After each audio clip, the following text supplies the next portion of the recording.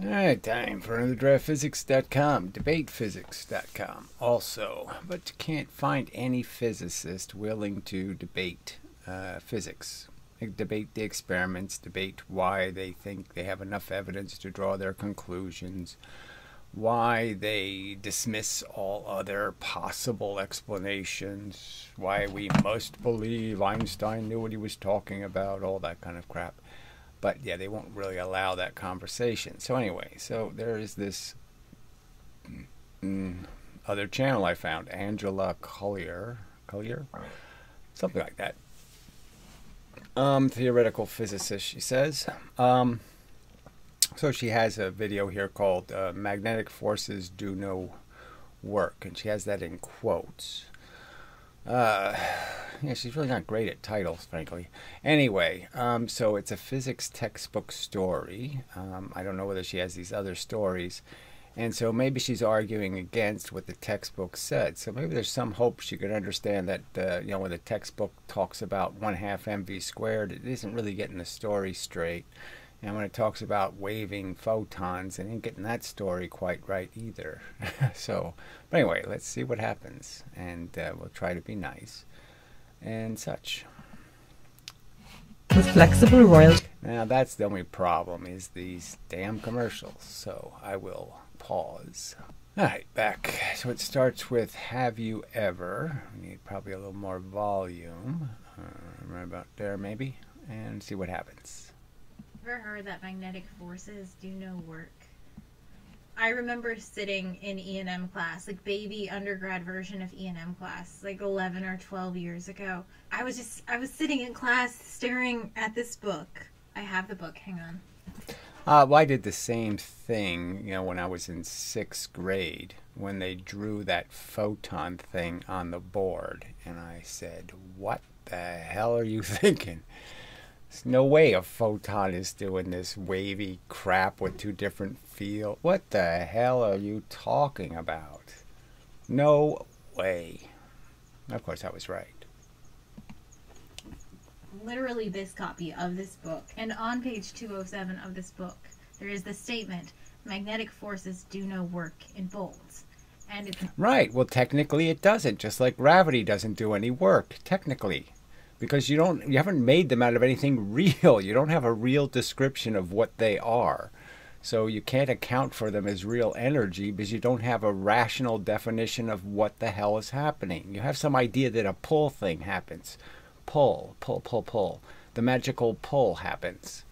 There is no pull in this universe. It's a push-averse. So you have to explain why the two things are being pushed together. Okay, and if they're rejecting each other, if they're flying apart, you have to explain, well, why is there more pressure between them? But that's it. It's pressure. And you change the pressure by changing the pattern of the force. The force has an effect on electrons and protons that is inversely proportional. That is the definition of charge. One of them is doing one thing, one of them is doing the opposite thing to the same exact force. I put them in the same field, they do opposite things in that field. That kind of gives you the description of why they move. Boxed, which means it's very important. And this is of course confusing. Like work.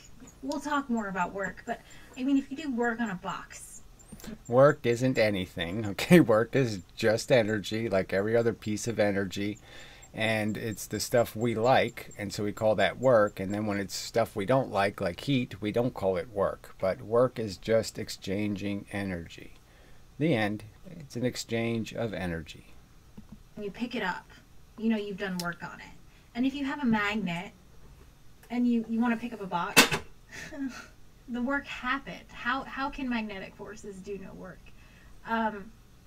Yes, put two in space and they'll gravitate towards each other and smack into each other pretty hard, indicating that work is going to be done because they're going to squish things. So clearly they can do work.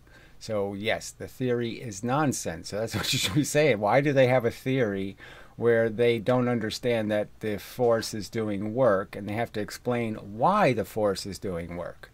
They can't just say pretend it doesn't exist. It obviously exists. And it's obvious that, look, your physics also says I can hold 100 pounds up in the air and as steady as I can, and you'll say I'm not doing any work.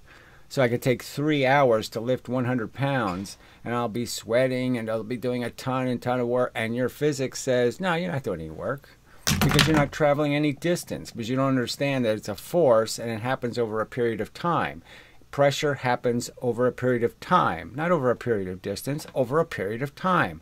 It's 9.8 meters per 1 second. One second. Every 1 second in the force, you get 9.8 meters of velocity.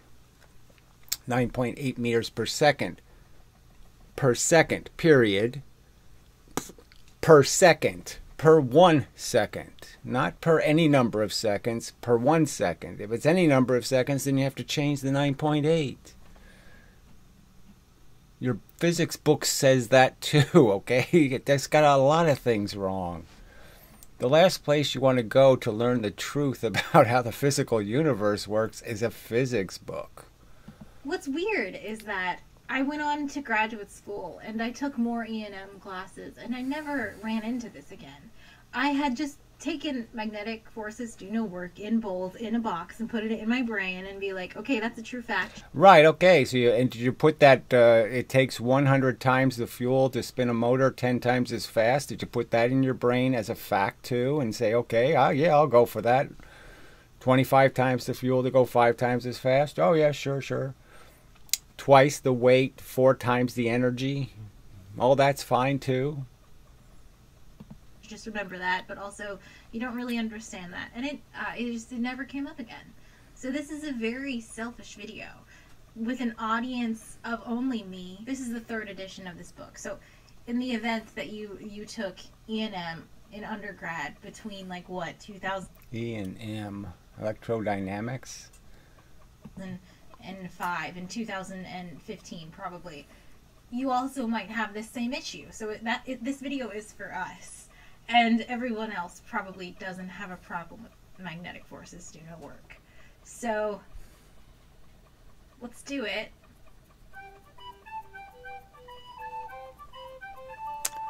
For reasons that will become... intros are nice. You should have one after the commercial, just so, people who are evading the commercial can get a better introduction to the video. Clear later. This is the 2nd time I'm recording this video, and yeah, that's happened to me a few 100 times. In between me editing the first version, I don't do any of that. I looked on YouTube to see if anyone had already made this video so I could steal thumbnail ideas. That's fine. Is that okay? I don't know. Whatever. Yeah, everybody's doing that. Everybody's just regurgitating the same crap and throwing their commercials on it. And it's just kind of a sad and pitiful circumstance. Nobody's really talking about physics. No one's arguing any real physics. It's all just a show, just pantomime. And it's all pretty shitty, frankly. None of it belongs on Broadway. Maybe I'll fix I'm a little bit too bright. So I'll do some editing. Well, that didn't really work. Yeah, crashed. Anyway, I can fix this, right? This could be better. Yeah, okay. All right. So continuing. Link me to the YouTube police below if that's okay.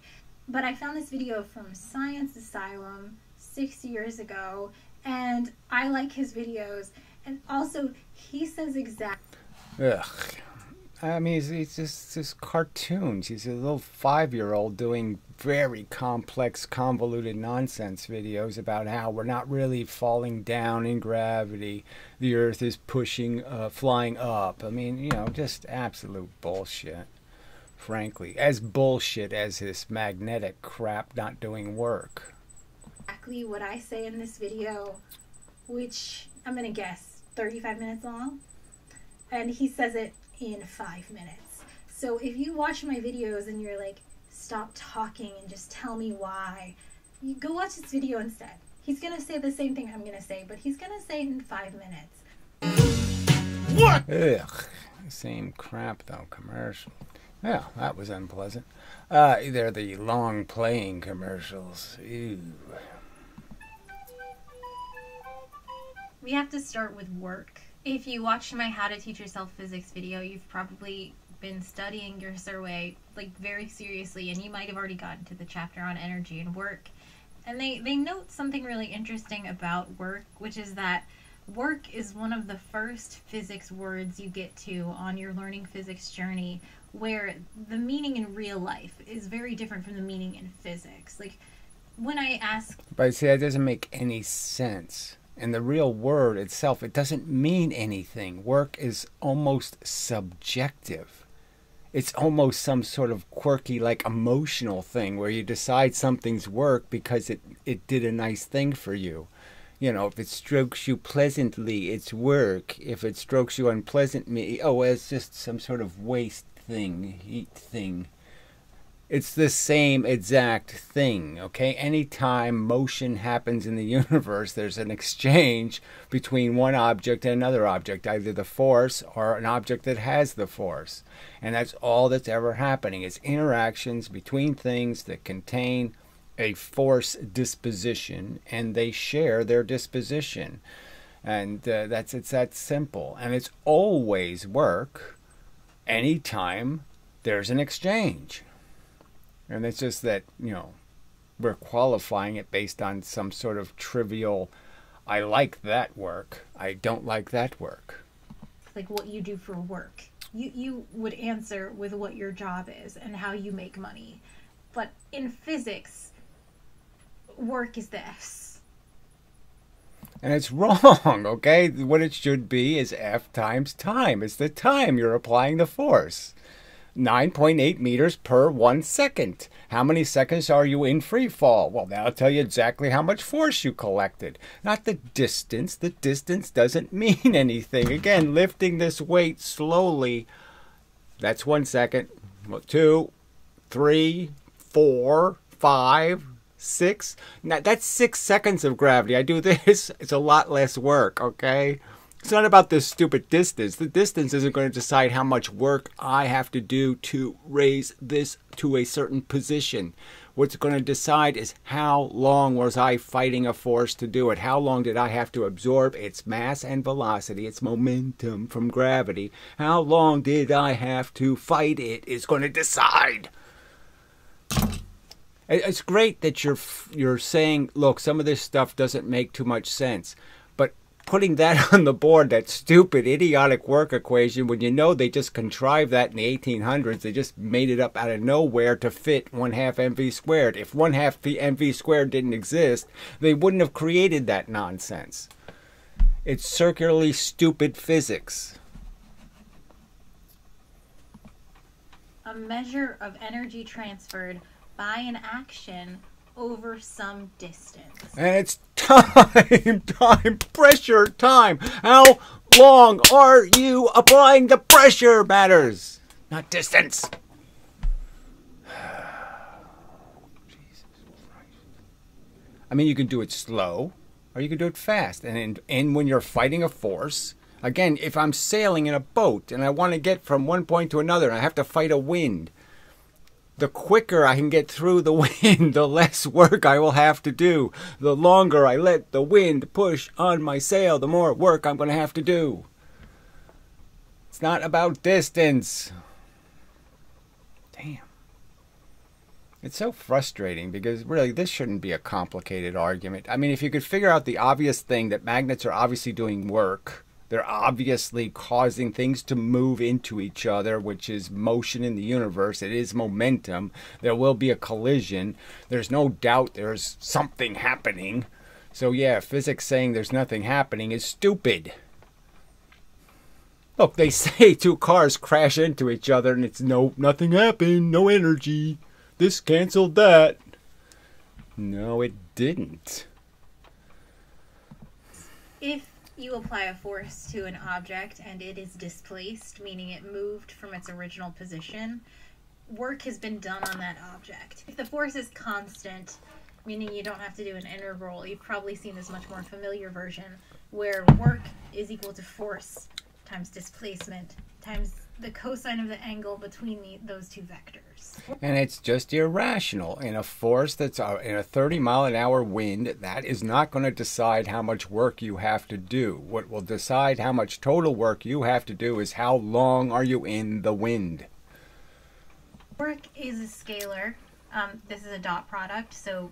So you say so. So again, you're sitting here criticizing, and yet you're just dogmatically telling me I have to believe work is a scalar, whatever the hell that is. It doesn't know where it's going. It's work in no direction. It has no idea which way it's going. It's just magical work. Work is a scalar, just like energy, and also just like energy, the unit is Newton meters or joules.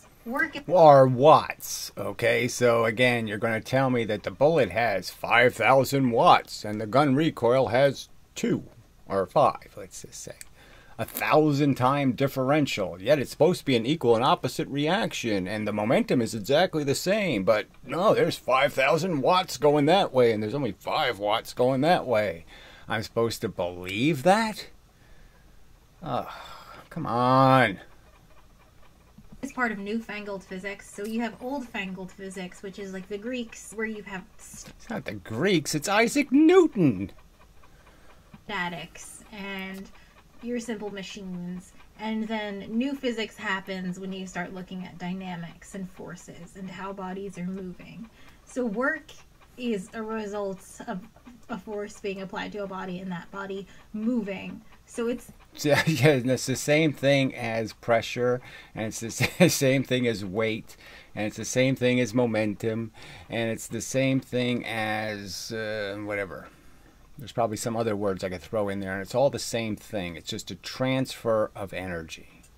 In the new physics, so there's this great quote from the 1630s from René Descartes about work, although he would not call it work, because work as a term applied in physics wasn't until like the 1850s. But he was very specifically talking about work. Let me read it to you. Lifting 100 pounds, 1 foot twice. Oh, I did this. You should have seen my video where I perfectly explained how people pervert this simple statement because they don't realize he's talking about lifting it at the same speed. He's not talking about lifting it at the free fall rate. He's talking about lifting it as a human being in a certain amount of time. Over is the same as lifting 200 pounds 1 foot or 100 pounds 2 feet. We can just do that with math, right, and calculate the work, right? So if you have a box of 100 pounds... So the work is going to be completely dependent on how fast you lift it. Oh, damn. It goes for any machine lifting it, anything that's lifting anything. The longer it takes to lift it against gravity, the more work it's going to have to do. And obviously for that example, he's saying, look, we'll just say it's the same amount of lifting time. Okay, so if I take the same time to lift 200 pounds that I take to lift 2 100-pound weights, then I will do the same work. And you lift it 1 foot, the work done is 100 foot-pounds. If you do that twice, the work done is 200 foot-pounds. If you have a box that weighs 200 pounds and you lift it 1 foot, the work done is also 200 foot-pounds. And if you have a box that weighs 100 pounds and you lift it 2 feet, the work done is also 200 foot-pounds. I'm interested that he used foot-pounds. I don't know when. Oh, jeez. Yes, they all use that. Newton, Galileo, and Descartes. You know, that's what everything was measured in.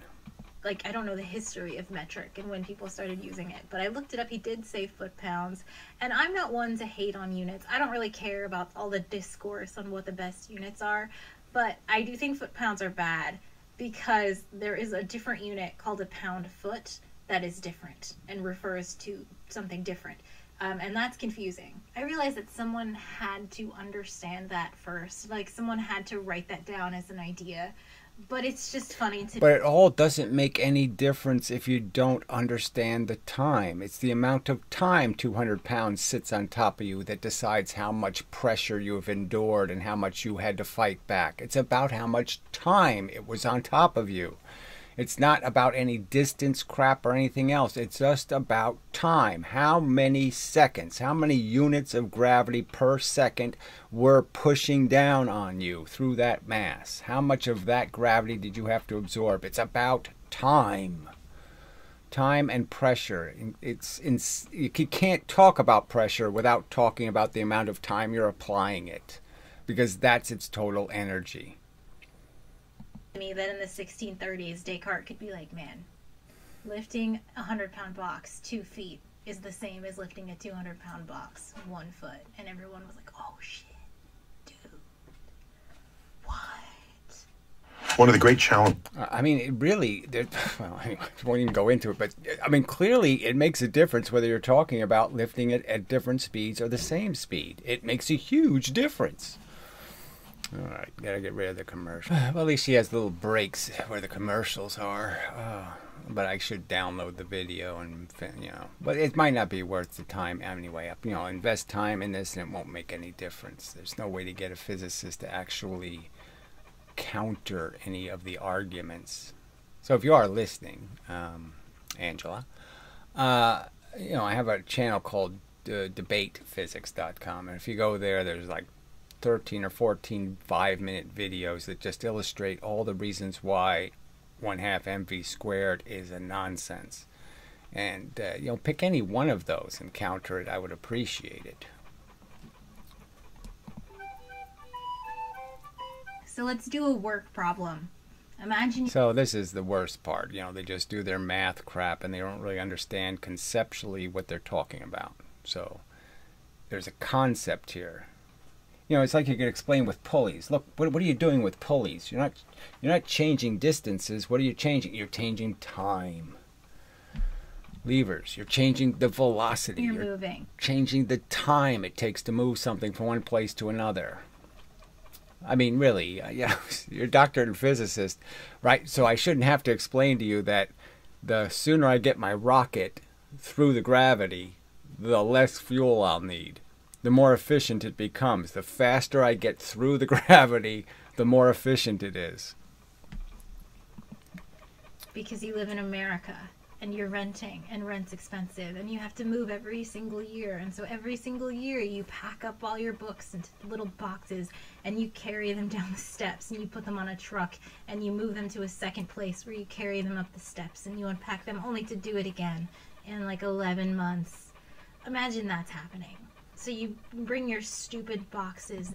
Yeah, well, you know, I had to move from my car to a hollow tree, yeah, then back to, well, and then, yeah, but yeah. I have a lovely basement now, a corner in a basement.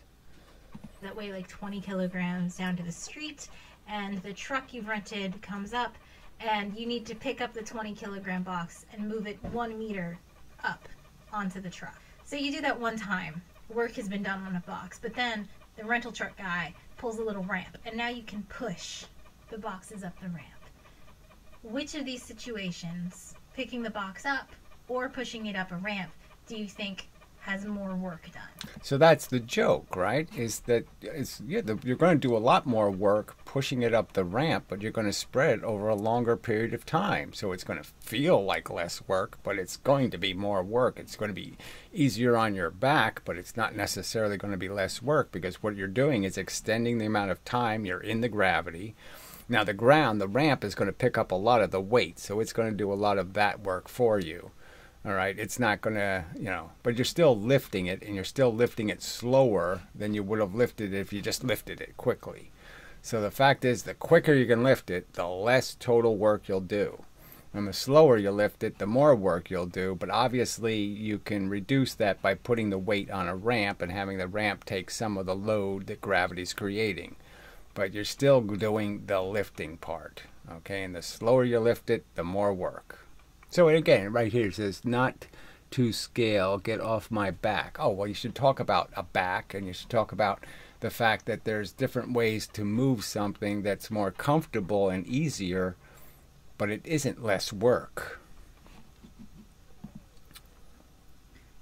We can just calculate it. Okay, so in the first situation, you pick a box up, it weighs 20 kilograms, and you move it 1 meter. Work is force times distance times the cosine of... So again, you just got totally wrong. It's not the distance, it's the time. It depends on how quickly you lift it.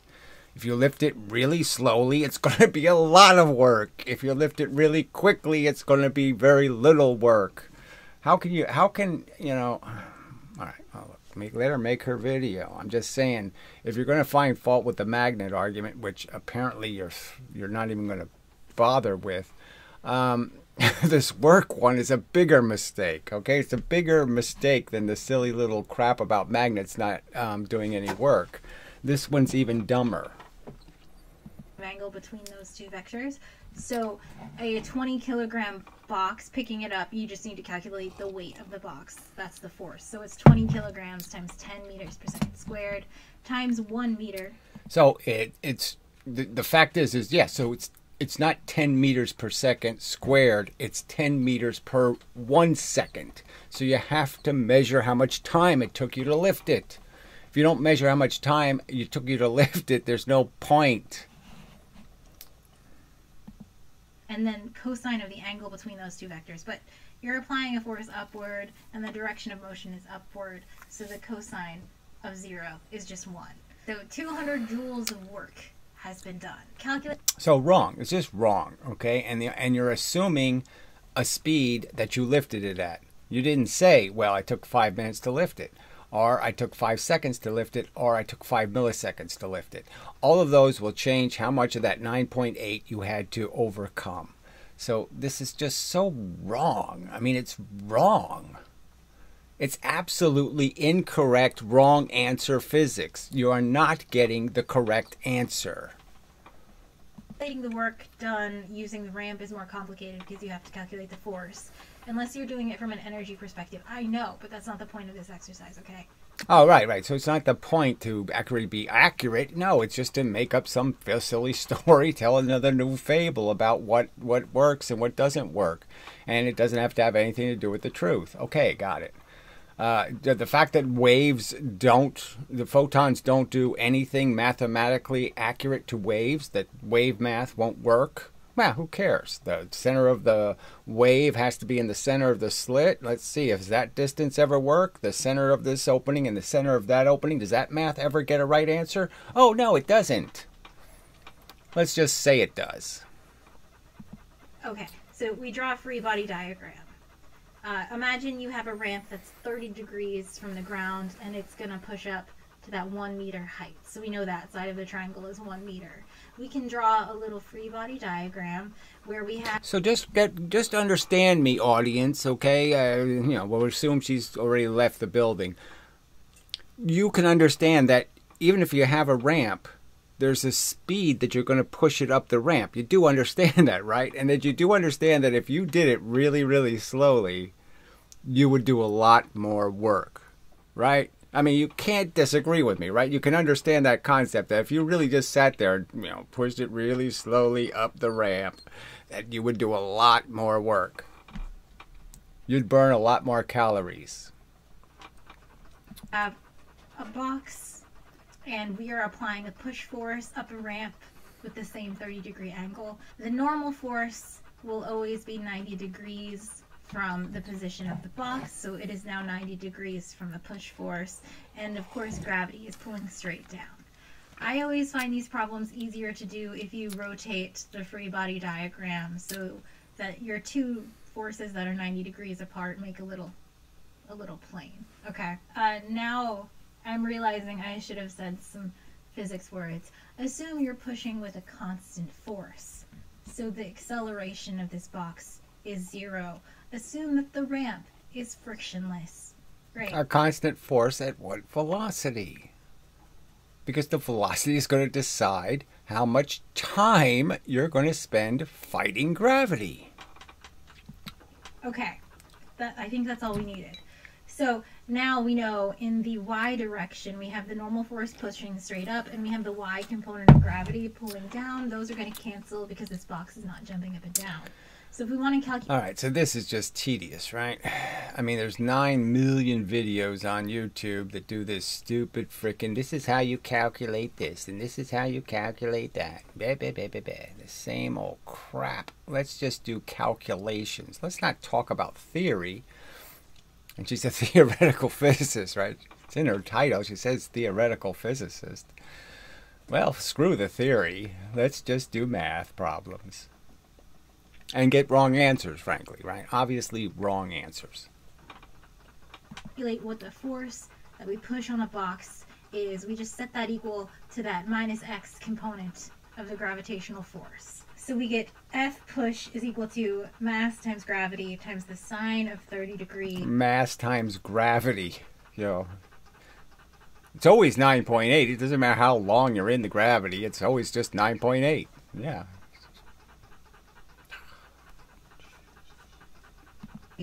Which is 20 kilograms times 10 meters per second times sine 30, which gives us 100 newtons. So that is our force. If we want to calculate... Complete bullshit. Never measured, never did the experiment and said, well, let's go figure out exactly how much energy it actually took. Let's do it with a machine or some other device where we can see exactly how many watts of energy we had to use to do this job. Did they ever test it? Never tested. So it's just tell us a silly story and then put a sock puppet on your hand and say, see, look, talking fish. See, talking fish. Our physics is true. What, you're going to deny the talking fish? The work, we need to do force times distance times the cosine of the angle between those two vectors. And we need the distance to be the hypotenuse of our ramp. So if we have this 30-degree angle from the ground, and we know the far side is exactly 1 meter tall, we know the ramp is 2 meters long. That's a special type of triangle. Okay, so work is equal to our 100 newtons of push force times 2 meters, which is equal to 200 joules. We did it. Yay. Yeah, you did nothing. Okay, you did fake, phony, pseudoscience. It might as well just be flat earth calculation. It's so superficially incorrect. It's so not connected to reality. Pathetic. It's just pathetic that you fall for this crap. So in both cases, 200 joules of work. So if you were looking... So absolute bullshit, frankly. It's just bullshit. It won't be the same work. You lift something slowly in gravity, it's more work.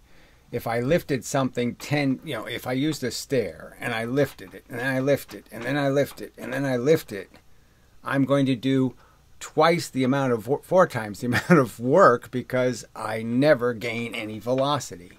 I never gain anything against the force, and so I'm doing the same hard work 4 times, where if I just lifted it, okay, once at a velocity that changed, yeah, it's going to be hugely efficient by comparison.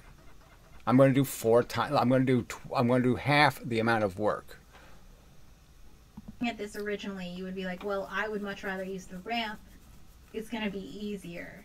And that's true. The force you're required to apply to the box is 100 newtons compared to 200 newtons. So it's just not true. So again, it's not measured. They didn't measure it. They didn't do anything. Didn't test it. It's just not true. But you're just like you can't make free momentum, and just like you can't destroy kinetic energy. It doesn't make any sense. You can bang the 5-ton train and make it a 10-ton train, and all of a sudden I lose half the kinetic energy. Well, that doesn't happen. There's no such thing as losing energy to nothing. You have to lose it somewhere, and you can't conserve 100% of the momentum and create movement somewhere else. Can't use energy twice. Applying that force over a longer distance, so the work ends up being the same. I think this is one of the interesting things about work as a physics concept. It's kind of hard to wrap your head around. Of course, that leads into the work energy theorem. So in both cases, the box is given potential energy. It's taken from the ground. So again, nonsense about anything called a potential energy. There's no potential energy. There's rivers, and you can stick your boat into it. So a boat on the side of the shore has no potential energy, and it's not until I shove it into the stream that now it can gain energy from the stream. And we do the same thing in gravity, and the same thing happens with magnets. These are active forces, and you're just tapping them, period. up to some height of 1 meter. So if you had used the work energy theorem before, you would have been like, of course the work is the same in both cases. The same amount of potential energy is given to the box in both. So it's just wrong, not the same amount, because you're obviously not going to lift it at the same speed. So there's just no point in saying, I'm going to lift both objects at the same speed using completely different methods. Yeah, what are the odds of that? 0, 0, 0, 0, 0, 0, 0, 0, 0, 0, 0, 0, 0, 0, 0, 0, 1. Cases. But I just wanted to show you with a force diagram. So let's actually look at the work energy theorem for a second. Oh, yeah. Why don't you actually look at the history of the work energy theorem and realize that it was just a contrivance to make 1/2 mv squared rational. I mean, well, it was mv squared. So they had mv squared. That was their theory. And they had to make that make sense because it didn't make any sense. And so they made it make sense through this contrivance of this notion of work. I take a box and I move it up some height. Work has been done on the box, right? I applied a force, a push force upward over some distance, whatever this change is. So again, and the distance is irrelevant. The time is all that matters to gravity. It's 9.8 meters per second of velocity per 1 second, not per 2 seconds, not per a half second, not per a millisecond. It's only 9.8 if it's 1 second intervals. 1 second. So you have to count how many seconds you're moving it through the gravity.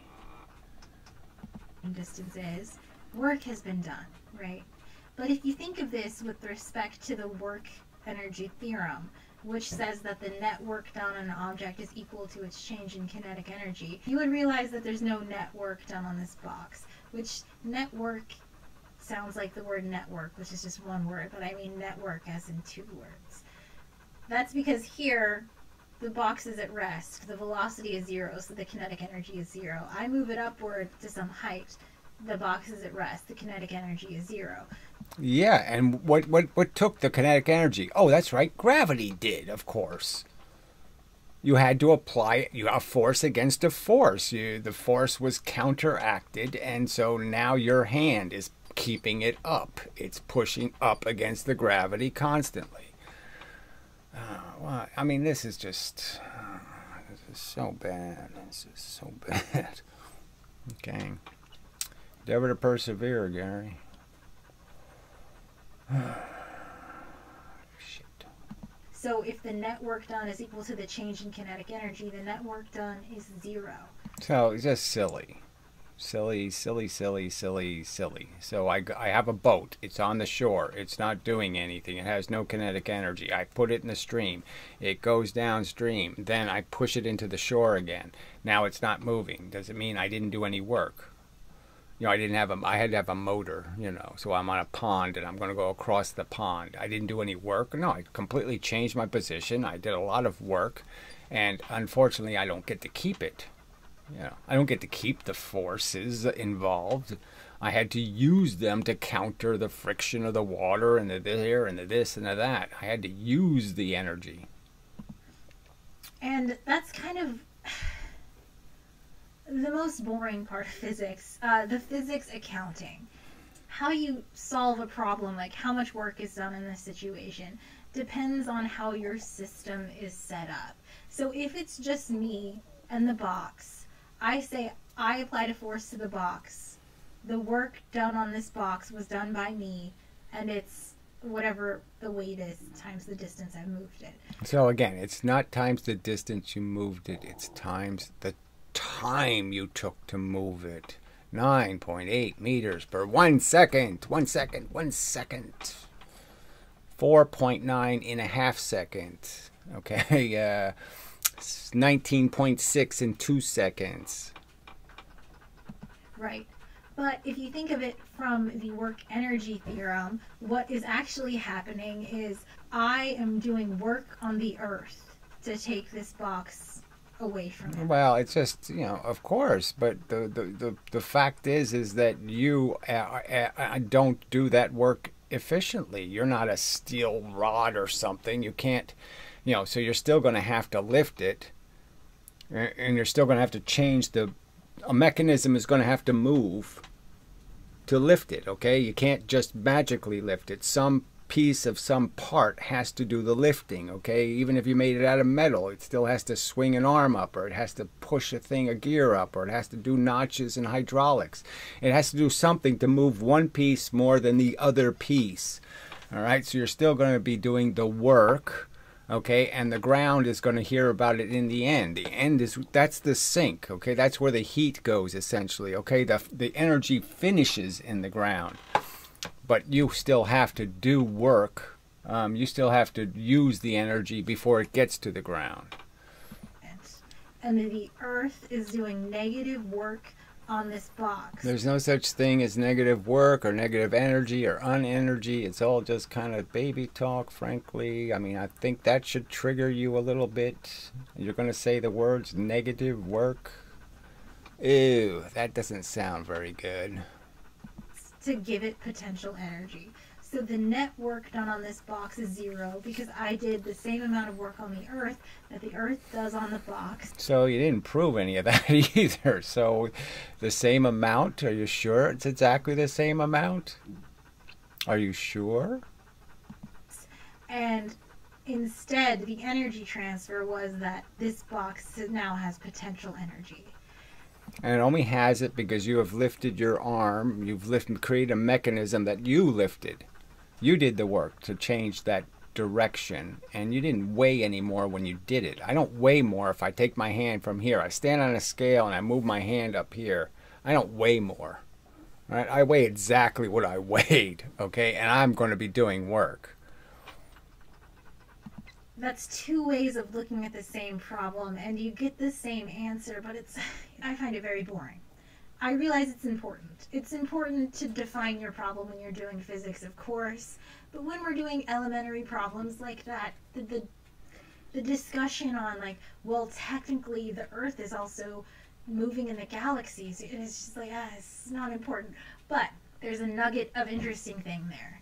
A little nugget of something that's very interesting, which, you know, Survey takes and puts on the side of the text with some little, I don't have the book in front of me, it's either red or blue, and it tells you to focus on something interesting, which is the interesting little nugget that I think... Okay, she keeps saying it's interesting.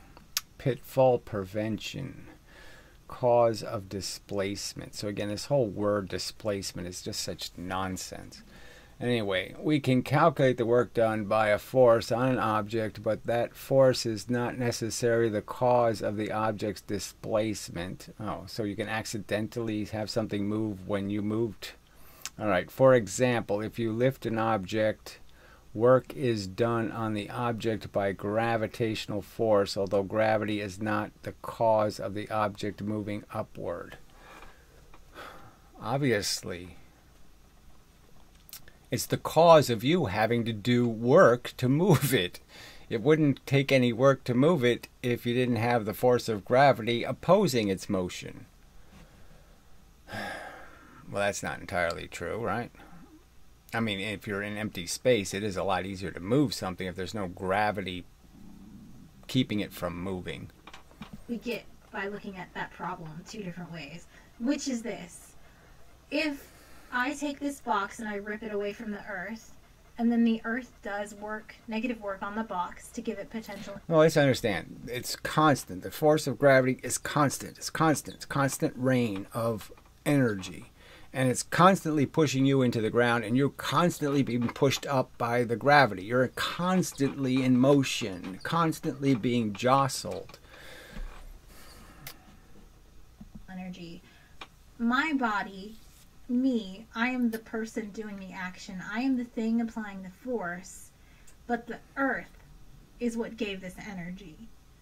Right, that's kind of interesting. I did the force. I did the forcing. I did the push. But the Earth gives this potential energy. I don't give it potential energy. The Earth is only...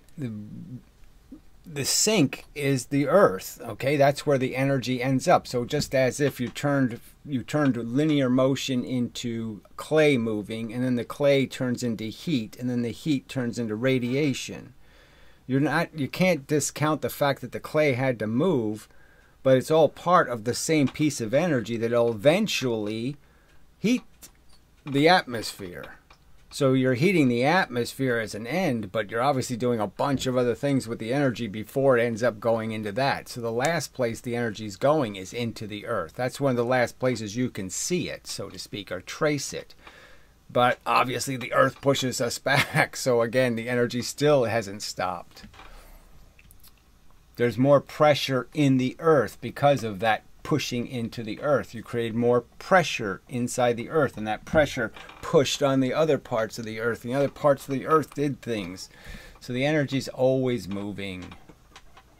You can't destroy the energy. So again, if your boat's in the stream, it's collecting the energy. It collects part of the energy, but it possesses it now that it's moving. It gives it back, in a sense, you could say, right? So at first you're clogging the stream and stopping it from having energy. You're using up some of its energy. The flow of the stream is reduced because you put your boat in it. But eventually your boat becomes part of the stream. So when you're looking at these problems, it's not always obvious what is doing the action and what is giving the energy. Work is a transfer of energy. When we move things, we're taking energy from someplace and putting it another place. And the physics accounting becomes... Right, but what's the first cause, I guess you could argue too, though, right? Because you can have a balanced force, but there was a first cause. So if I have BBs bouncing inside of a jar and they bounce at the same speed, and I have exactly the same number going this way and the same number going that way, the fact is the box doesn't go anywhere. And all I have to do is add one more going this way, and it'll just get lost in all the BBs. But the fact is it's going to keep hitting this way a little bit. So it's going to keep, over time, it's just going to keep banging. That little bit of extra energy in this direction will always be there. You can't get rid of it. You put one little bit more motion in one direction, and it'll keep going forever in that direction. Very slowly, but it will do it. Becomes important to track where all of that's going. I need to find the best way to learn math and sum. All right, well, let's see, 38 minutes. Yeah, well, we can keep going. Well, that was the least egregious of the commercials. All right, finally, we're on the subject. Good. Okay, let's take that little nugget of information and put it in our brains and move on to electricity and magnetism.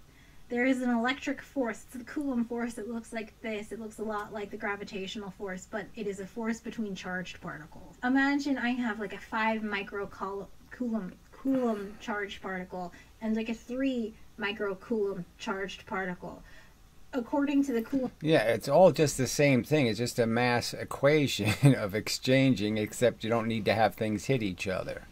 But yes, the force applied is going to be the same as the force in gravity, except you have a pushing away force and an attractive force. But there's no poles. I mean, there's no poles in the universe. It's just a push-averse. So all you have to do is look for the fact that what's happening between the two objects is they're negating force. You have to come up with an explanation for where does the force, why is it dissipating? And, you know, I obviously have that solution. Force law, these are both positively charged. They're both going to go like this. So we can calculate the force. But obviously one of them will go away with more velocity than the other one will go away with, because although the force is the same, their masses aren't. From this charge on this charge, and then use that force to calculate the work that is done on this particle as it moves away. And to do that, we can do a fun little integral. Oh yeah, so you know, they always do this. Go back to the silly, stupid math instead of actually thinking about the concept itself and understanding what's really happening. You know, between these charged objects, that it's really just a momentum equation. That's all. It's just momentum. And I'm not going to read the math because I hate reading math. I'll just place it here.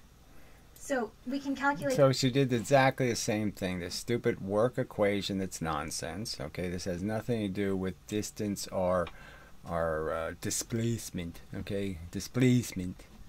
That's not the subject. Time is the subject. How long are you applying a force? A weight. How long the weight is on top of you will decide how bad it is.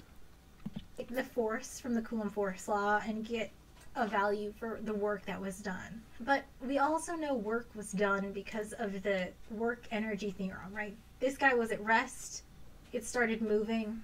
It's got a change in energy.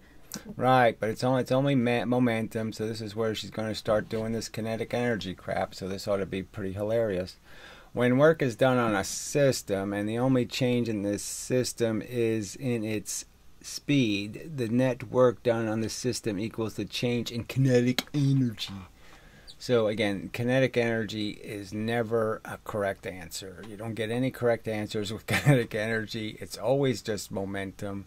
The bullet and the recoiling gun have the same energy. They have the same capacity to move matter in the universe. They have the same capacity to do work. 1,000 atoms moving 1 mile an hour can do the same work on the universe as one atom going 1,000 miles an hour. It will dissipate into exactly the same amount of motion in the universe. Mass moving. Work was done on this particle. But magnetism, like the gravitational force looks like this. The electric force looks like this. The force due to magnetism is QV cross B, where V is velocity and B is the magnetic field. The force is equal to a cross product. That means that the resulting force will always be perpendicular to the velocity. Right, none of that matters. And the force is the same force again. The magnet isn't producing any force. It's reflecting the universe. So the universe is hitting it. It's changing the pattern. You change the pattern, you change the ability to have an effect. But anyway, you're not going to get any of that stuff. But anyway, that's how it really works.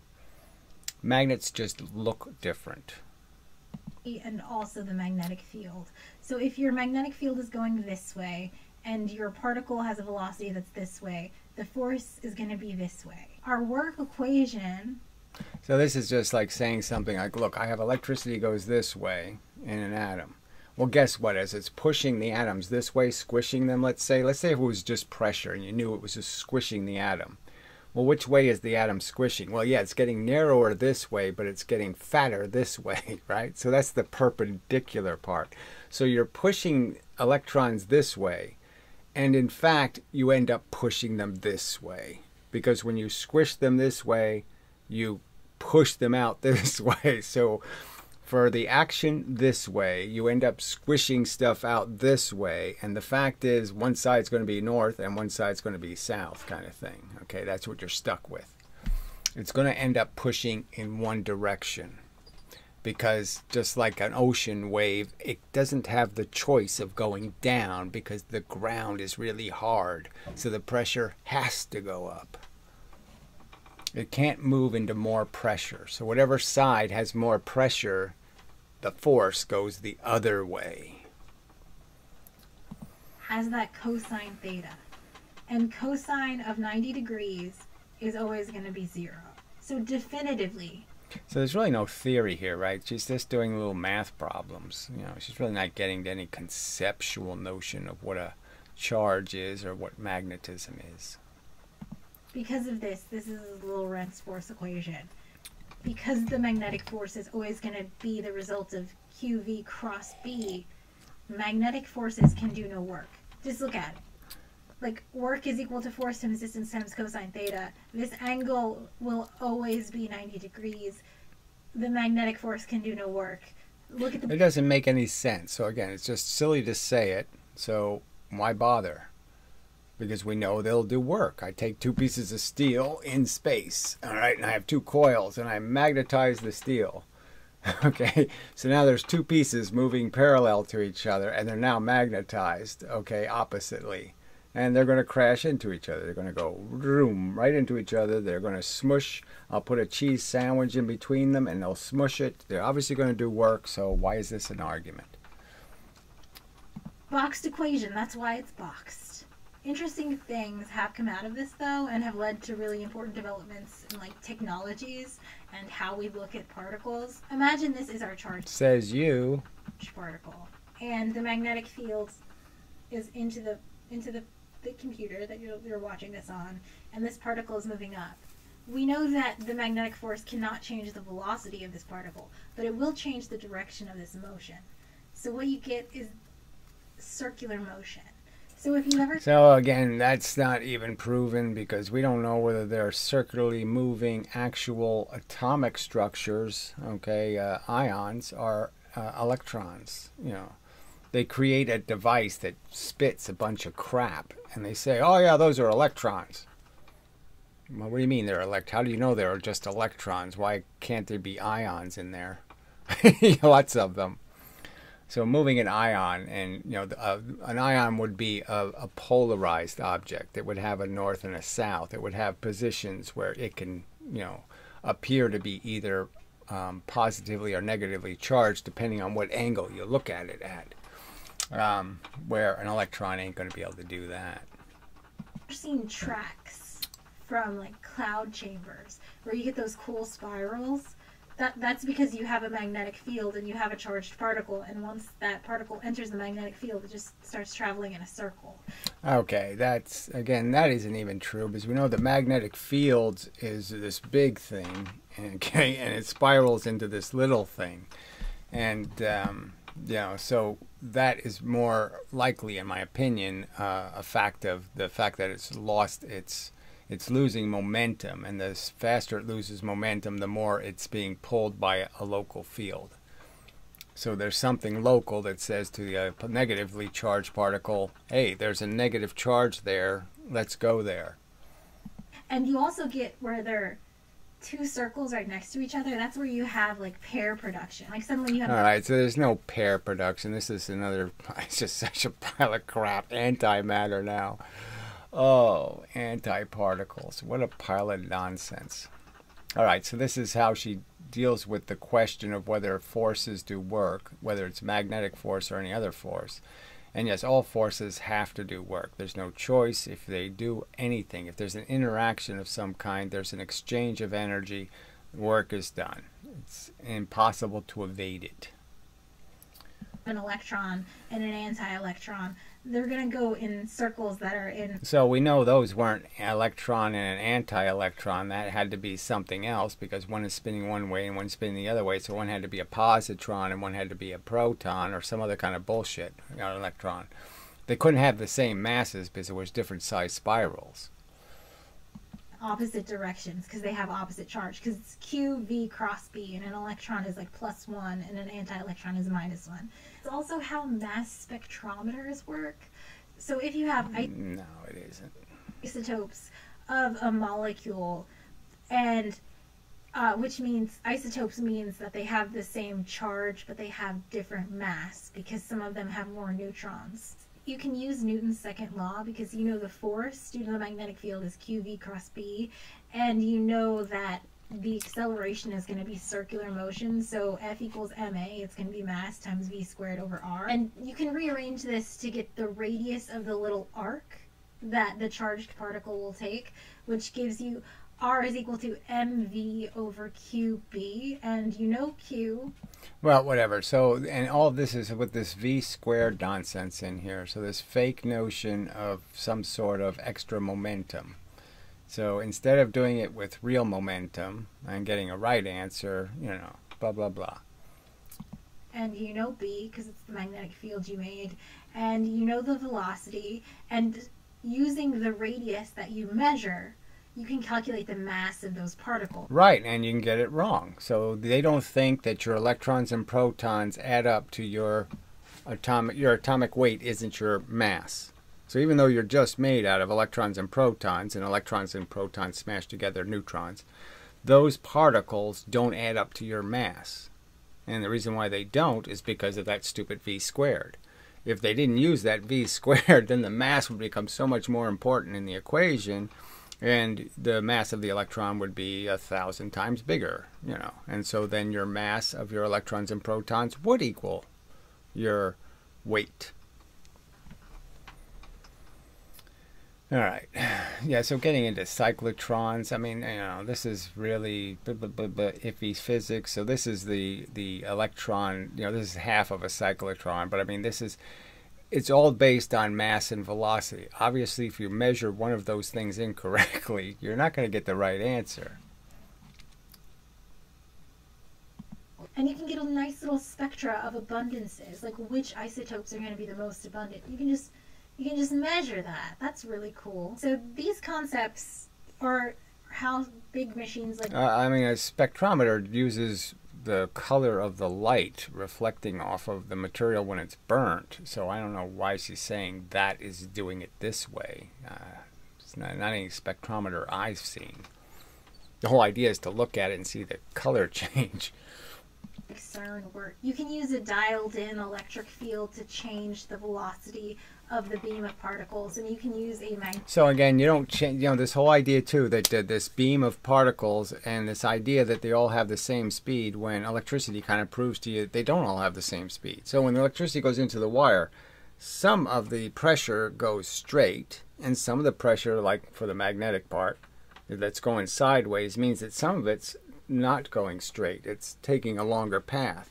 That's why you get some voltage very quickly at the speed of light. You get a few little tiny electrons, but it takes a while for the amperage to catch up. That means the average amount of pressure to finally show up. So only a little pressure shows up at first, because only a few of the particles are going at that maximum speed. And the same thing's true with every one of these guns that is shooting or spitting this stuff. Some of them is spitting out really fast, some of them are spit out really slow. So they have very different velocities. So what you can do is talk about an average velocity, but that's not telling you anything. Each one of them, because of those different velocities, is going to have a different effect. So, well, whatever. All right, so we're halfway through. That's probably enough for now, and I can listen to the rest and see if it's worth commenting on any of it. But, I mean, the basic premise that magnets don't do work is stupid. It's on its face stupid. The force clearly can do work. It's just idiotic to say it doesn't do work. If two magnets are stuck to each other, they're doing work. They're not anti-gravity devices, right? So if you stick a magnet to a refrigerator, it's defying the force of gravity. Well, how's it doing that? Because the force sticking it, the pressure pushing against the wall, is higher than the force of gravity. That's how much force is doing work. It's smashing the metal. It's smashing the paint on the refrigerator. It's smashing atoms. It's crushing things all the time. It's a constant pressure it's applying between the two surfaces. It's ridiculous to say it's not doing work. All right, enough of a video. All right, so we'll see if we get any reply at all. But probably not, but whatever. Physicists be kind of cowardly. They're pathetically cowardly, actually. But anyway, we'll see. I mean, I wasn't incredibly rude or anything, so, you know, we'll see. But I mean, I'm really, you know, context. I've been doing this for years, and I can't get one of you PhD types to rationally explain how your physics makes any sense. Explain why it's not, okay? What's the MGH? Why it's not MGT? Why MGT doesn't work better than MGH? Why isn't MGT a much better equation? And then the work thing, force times time. I mean, force times time, not force times distance. Explain why force times time doesn't get a right answer. All right. So, till the next time and such. Lovely girl, really, all of that kind of stuff. I could say charming, nice, blah, blah, blah. And, but that'll be, that might be considered rude, so I won't bother. All right, so till the next time and such and so forth and whatnot. And such.